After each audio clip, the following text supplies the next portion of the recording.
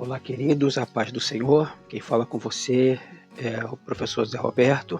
Eu quero dar prosseguimento para o nosso devocional. Estaremos analisando agora o capítulo 4 e o capítulo 5 do Evangelho segundo Lucas. O capítulo 4 de Lucas declara no versículo 1 e no versículo 2: Jesus, cheio do Espírito Santo, voltou do Jordão e foi guiado pelo Espírito Santo no deserto durante 40 dias, sendo tentado pelo diabo. Nada comeu naqueles dias, ao fim dos quais teve fome. Verso 3: Disse-lhe então o diabo: Se és filho de Deus, manda que estas pedras se transformem em pão. Mas Jesus lhe respondeu: Está escrito, nem só de pão o homem viverá. O capítulo 4, ele continua a narrativa do Evangelho de Lucas, descrevendo os eventos significativos do início do ministério de Jesus.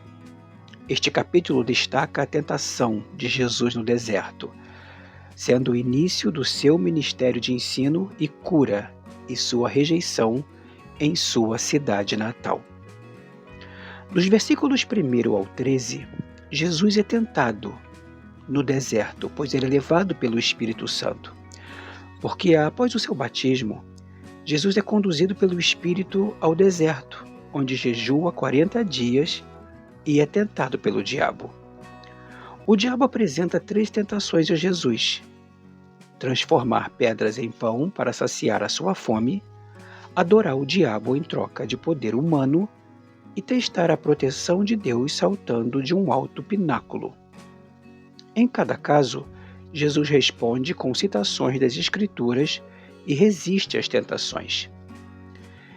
Este episódio destaca a humanidade de Jesus e seu compromisso em cumprir a vontade de Deus sem sucumbir ao fascínio do poder mundano ou ao confronto pessoal. A sua confiança nas Escrituras como defesa contra a tentação demonstra a importância de conhecer e aplicar a palavra de Deus nas batalhas espirituais do dia a dia. Os versículos 14 a 30 do capítulo 4 de Lucas destacam o ministério de ensino de Jesus e a cura que se manifestava através do seu poder, porque Jesus retorna do deserto para a Galileia, onde começa a ensinar nas sinagogas e a obter reconhecimento por sua sabedoria e poderes milagrosos. Em Nazaré, sua cidade natal, ele leu o rolo de Isaías na sinagoga, declarando que a Escritura se cumpriu nele. Ele é o ungido que traz as boas novas, de libertação e cura. No entanto, o povo de Nazaré o rejeita. Jesus salienta que os profetas são frequentemente rejeitados em suas próprias cidades. Esta seção, ela revela a missão de Jesus como cumprimento das profecias do Antigo Testamento e seu papel como aquele que traz a salvação e cura. Também prenuncia a tensão e a rejeição que Jesus enfrentará ao longo do seu ministério. E para finalizar, analisando os versículos de 31 a 37, Jesus demonstra sua autoridade expulsando um demônio de um homem possuído em Cafarnaum. Isso surpreende as pessoas e enfatiza o poder de Jesus sobre as forças espirituais das trevas. Sua autoridade não está apenas em suas palavras, mas também em suas ações. Este episódio sublinha a autoridade divina de Jesus sobre todos os domínios, incluindo o domínio espiritual, e a sua capacidade de libertar as pessoas da escravidão. O capítulo ele termina dos versículos 38 a 44 com relatos de Jesus curando vários indivíduos com diferentes doenças. Ele também continua a pregar e ensinar em toda a região. Seu ministério de cura demonstra sua compaixão por aqueles que estão sofrendo e o seu desejo de trazer integridade aos indivíduos, tanto física quanto espiritualmente. Estas histórias de cura ilustram a missão de Jesus de restaurar e redimir revelando sua identidade como grande médico que atende às necessidades físicas e espirituais. Em resumo, Lucas capítulo 4 retrata os primeiros estágios do ministério público de Jesus.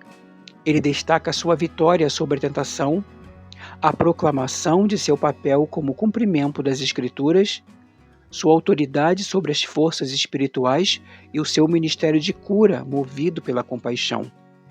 O capítulo dá o tom para a missão de redenção, ensino, cura e, em última análise, de confronto com os poderes das trevas que Jesus tanto combate em seu ministério. Agora, Lucas, no capítulo 5, continua a narrar o ministério de Jesus, mostrando sua autoridade, compaixão e poder transformador.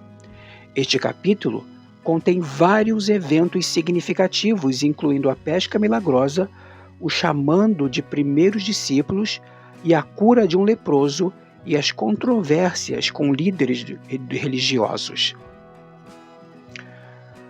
O capítulo 5, do versículo de 1 a 11, ele retrata a captura milagrosa de peixes e os chamados dos discípulos.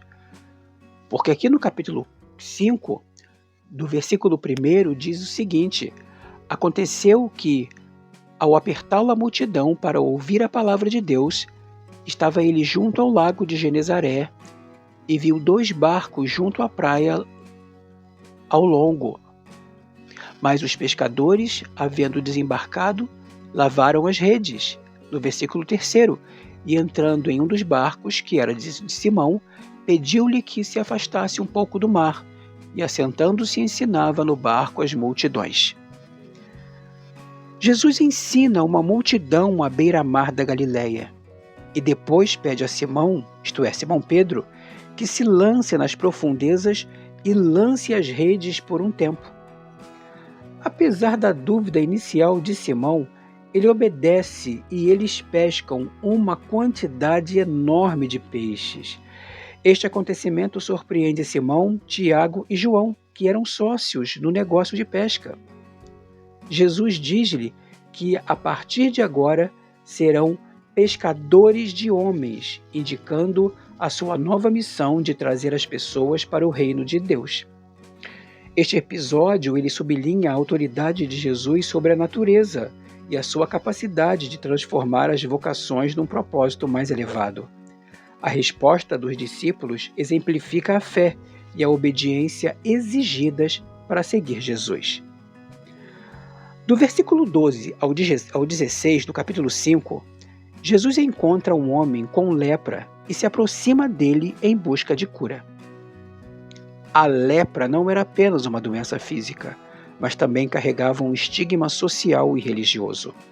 Jesus toca e cura o homem, rompendo barreiras culturais e religiosas. Jesus institui o homem curado a apresentar-se aos sacerdotes como testemunho, seguindo o ritual prescrito para a purificação. Esta cura ilustra a compaixão de Jesus pelos marginalizados e sua vontade de tocar os intocáveis, e sua autoridade para curar feridas físicas e sociais. E prosseguindo a leitura dos versículos 17 a 32, nós vemos controvérsias e conflitos, porque os líderes religiosos, incluindo os fariseus e mestres da lei, questionaram as ações de Jesus, tal como perdoar pecados e associar-se aos cobradores de impostos e pecadores. Em resposta, Jesus confronta a hipocrisia deles e enfatiza sua missão de chamar os pecadores ao arrependimento. Ele usa uma analogia de um médico que vem curar os doentes e não os saudáveis. Estas interações destacam a tensão entre a mensagem da graça de Jesus e o legalismo dos líderes religiosos. Os ensinamentos de Jesus desafiam a compreensão tradicional da justiça e enfatizam a necessidade de um arrependimento genuíno. E para encerrar, dos versículos 33 a 39, vemos Jesus realizando expressões como parábolas e jejum, porque nestes capítulos Jesus termina usando parábolas para ilustrar a novidade dos seus ensinamentos e a incompatibilidade de sua mensagem com antigas práticas religiosas. Ele usa a analogia do vinho novo, necessitando de odres novos para demonstrar que seus ensinamentos não poderão ser confinados à estrutura religiosa existente. Estas parábolas enfatizam a natureza transformadora do ministério de Jesus e a necessidade da abertura à sua nova aliança. Amados, nós acabamos de analisar os capítulos 4 e 5 de Lucas, um capítulo rico, cheio da graça de Deus, porque o Senhor mesmo, o Senhor Jesus, Ele é rico em ouvir as nossas petições e também Ele está sempre ao nosso lado para nos auxiliar. Que você fique na paz do Senhor, tenha um dia abençoado, que o seu dia seja um dia florido na presença do Senhor. Um grande shalom no seu coração.